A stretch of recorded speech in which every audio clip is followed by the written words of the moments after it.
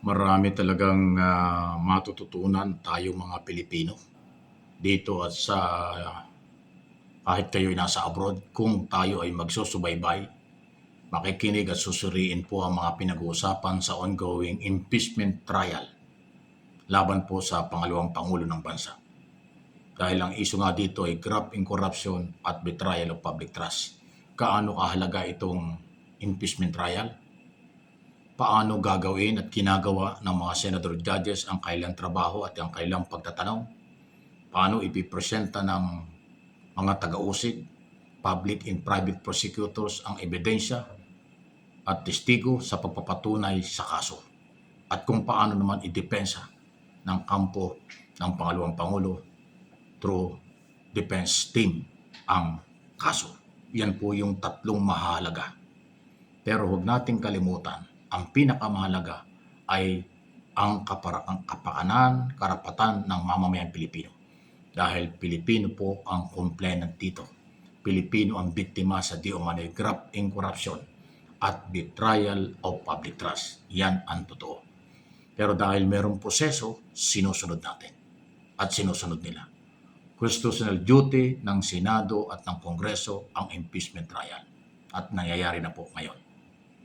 Naglalabas na ho dahan-dahan ng ebidensya, testigo, dokumento para sundan ang mga maling ginawa kung paano nila patunayan sa paggamit ng pera at saka ho yung betrayal of public trust sa ginagawa ng pangalawang Pangulo ng Bansa. Hindi ho pangkaraniwan ito dahil pangalawa sa pinakamataas na posisyon ang subject for impeachment, removal at perpetual disqualification ang magiging kaparusahan kapag ito ay guilty. Tanggal sa posisyon at habang panahon na hindi na pwedeng maghawak ng kahit anong posisyon sa gobyerno. Walang pagkakakulong sa impeachment. Yan po yung huwag nating kakalimutan. Sabihin niya, ng iba dyan, ipakulong na yan. Hindi po.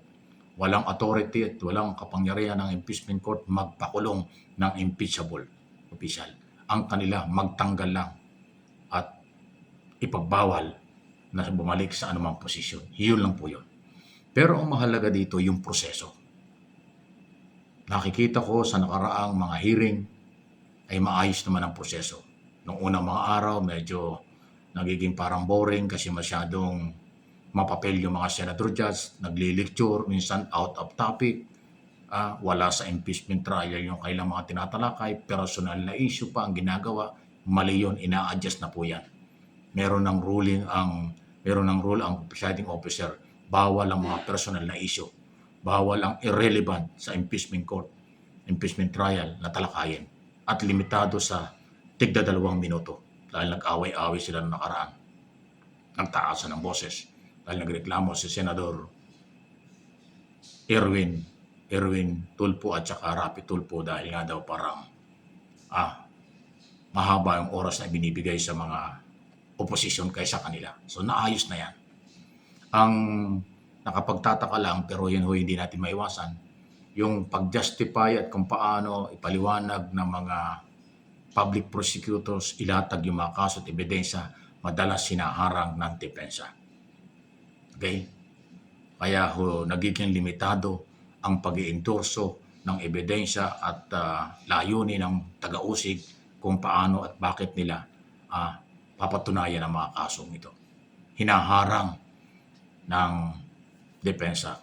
Kung yung mga ganito, yung introduction lang ni Congressman Laila de Lima, nakailang minuto pa lang, nag-upos na yung depensa, tapos nag-ruling ang pinagbawalan ng impeachment court na ilatag yung mga basehan ng ebidensya. So dahil sila yung mga prosecutors, wala silang magawa. Tumigil na lang at proceed dun sa pag-iimbestiga or paghahayag, pagtatanong sa mga testigo. Yan yung ating dapat alamin kung bakit nangyayari yon. Ang court po kasi ang meron jurisdiction sa lahat ng oras kapag impeachment court. Pag ayaw at nag-ruling ang presiding officer ng ganito, yun ang masusunod. Hindi pwedeng pumalag ang prosecutors or defense. Yan ang ating malalaman dyan. Pero minsan, may mga Pilipinong naiirita, bakit pinagbabawalan? Ayun yung pagkakataong madinig natin kung ano ba yung ebidensya at kaso. Di ba? Meron naman nagsasabing, ay, mabuti nilang pinigilan para hindi natin madinig. Ayan, may kanya-kanyang opinion yan eh. Pero talaga hong very educational.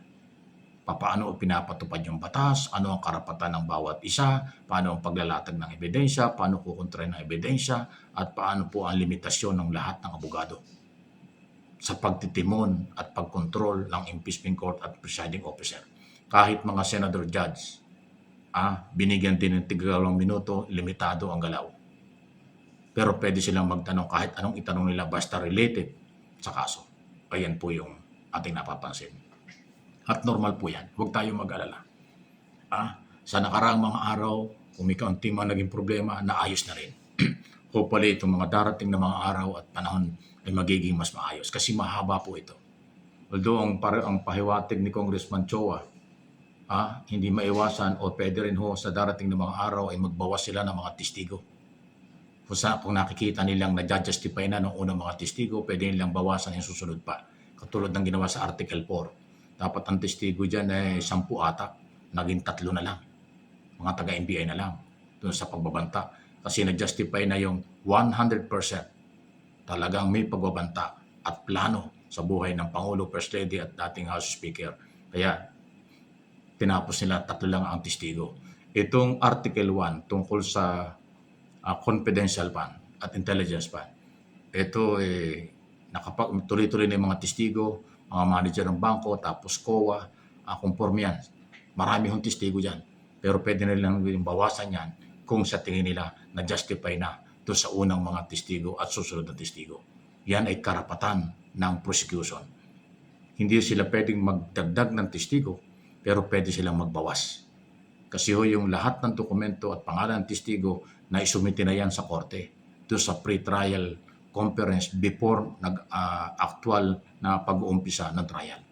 Kaya lahat ng nandoon, yun ang susundin. Pero pwede nilang bawasan, hindi pwedeng dagdagan. Ayan po ang galaw. Yan ang ating dapat malaman. Ganon din po ang depensa. Kung ilan ang kanilang testigo ron, ang record nila doon ay 45 ang iharap nila. Pwede nilang bawasan yun kung ayaw nila. Hindi nila pwedeng dagdagan yun. Ganon yung prosecutors 57 yung kailang testigo sa lahat ng kaso, pero pwede nilang bawasan, hindi pwedeng dagdagan. O di ba? Isang magandang information yun. At yan ay lahat ay subject for approval ng impeachment court. Pero yung paglalatag ng testigo, yan ay karapatan ng magkabilang panig. Hindi yan pwedeng pigilan. Maliban lang ho kung irrelevant o walang kaugnayan sa kaso. Hindi yan papayagan ng korte. Di ba? Napaka-educational po nitong topic na ito, itong nangyayari ito sa ating bayan. Yan naman ang purpose ng aking mga channel. For information, for education. Walang personalan. Kung ano yung batas na pinapairal, ating sundin, ating paniwalaan. Yung kanilang ginagawa na ayon sa batas sa kasalukuyan. Please like and share, subscribe and follow.